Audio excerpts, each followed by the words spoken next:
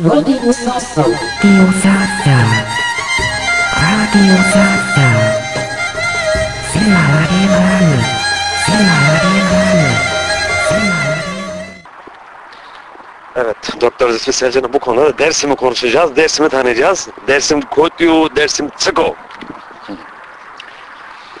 Yaşlılarımız,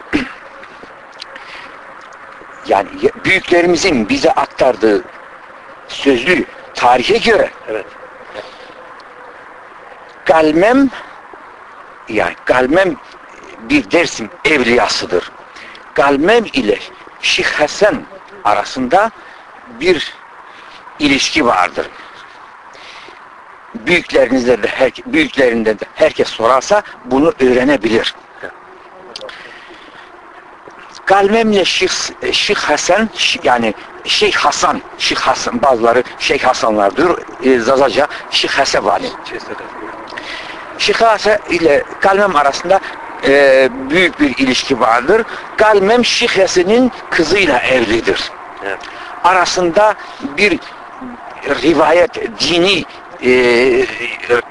dini keramet olduğu anlatılmaktadır. Tabii ben bunun teferruatlarına inmeyeceğim şu anda. Fakat bu tarihi olayı belirtmek istiyorum. Aralarında bir anlaşma oluyor, sorun oluyor. Onun için Şeyh Hasan Hozat tarafına gidiyor ve bu Galmem evliyasının da köyü Nazmiye'nin bir köyüdür. Deva Galmem vani. Yani Galmem köyü diye bir köydür burası. Ve diyor ki aralarında bir sınır çiziyorlar.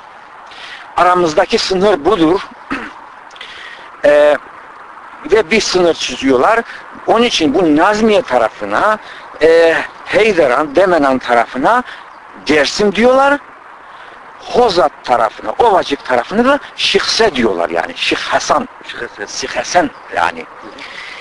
Yaşlılarımızın bize aktardığı sözlü tarihe göre anlaşılıyor ki Demenan, Haydaran, Pah kesimi, Çukur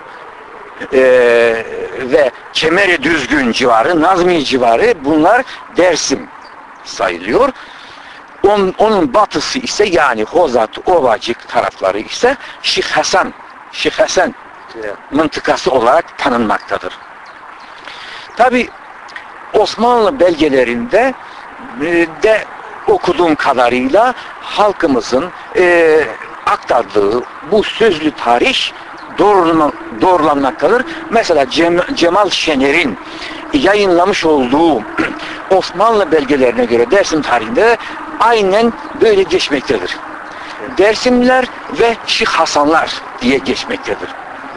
Tabii bizim toplum aşiret toplumu olduğu için aşiret ismiyle tanınmaktadır. Yani Şeyh Hasanlar bugün fakat büyük aşiretlerdir. Onlar da ayrılmış. 12 aşirete dönüşmüştür. Her aşirette bildiğimiz kadarıyla yani hezbet veya piyer dediğimiz şekilde alt kollara ayrılıyor. O tarihi süreçtir. Yani halkımızın sözüyle Dersim yöresinin neresi olduğunu ortaya koyduk. Fakat Osmanlı belgelerinde de bunu görüyoruz. Cumhuriyet dönemindeki belgelere bakarsak hepsine Dersim diyorlar. Şarkı Dersim, Garbi Dersim diye geçer. Fakat son zamanki siyasi yayınlarda karşılaşıyoruz ki Dersim Ulusu diye geçmektedir. Hatta Dersim'den bahsedince bazıları Erzincan, Tercan, Vartu, Muş, Hınıs, Malatya, Sivas bunların hepsinin Dersim olduğunu iddiası ortaya çıkıyor. Az evvel bahsettiğim gibi bunlar yanlıştır. Yanlıştır bana. Tabii. Çünkü Erzincan'ın milattan önce kalma ismi vardır. Varton'un ismi milattan öncelere kadar uzanan eski bir isimdir. Sivas'ın gene öyle.